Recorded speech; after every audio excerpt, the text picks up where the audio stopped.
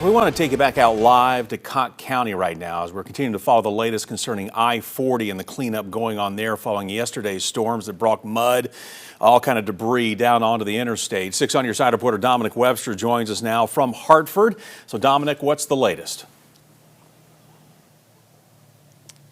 Hey, Bo, yeah, down here in Hartford 24 hours ago, here in this particular part of Cocke County, you wouldn't be looking at blue skies. It was torrential downpour.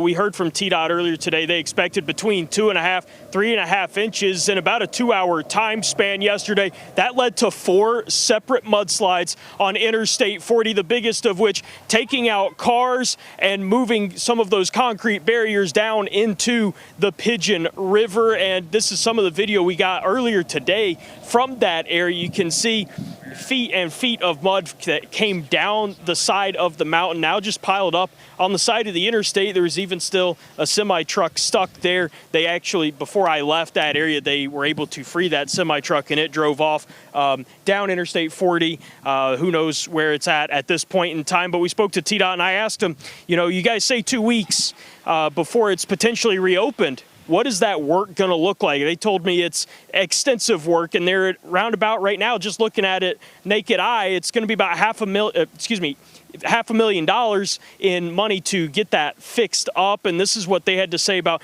getting this particular stretch of roadway back open as quickly as possible. Our focus is going to be on getting connectivity, getting the interstate open as quickly as we can.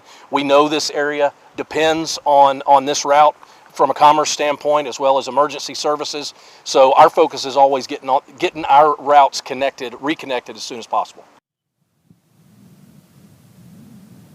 Yeah, and State Representative Jeremy Faison was also there, and he reiterated that point that this stretch of road needs to get open as quickly as possible because this area of East Tennessee relies so heavily on tourism. And he also said that despite this section of road being closed down, there are other avenues to get into the state of Tennessee, and also wanted to make a point that most of the rafting companies down here in the Hartford area, here in Cocke County, are open, and they are still taking guests down the Pigeon River here. They have their alternate routes to get to their drop-in points, and they don't have to rely on that section of 40 to get to those spots. It might add a little bit longer to the trip to get to those drop-in points, but they're still open, and they are still wanting people to come in and take their raft rides down the Pigeon River here, going alongside Interstate 40 here throughout Cocke County, because that drives so much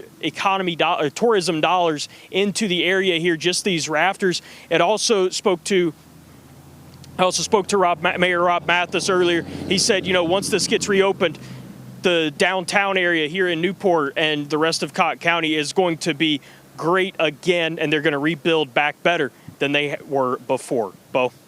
All right, Dominic, thank you. Again, Dominic Webster there in Hartford for us. I want to show you some video here posted by the Cocke County Sheriff's Office of one of its armored trucks driving through the flooded roads. What they were doing, they were looking for people in need of help. Sheriff's Office saying everyone made it home to their families and everyone was rescued.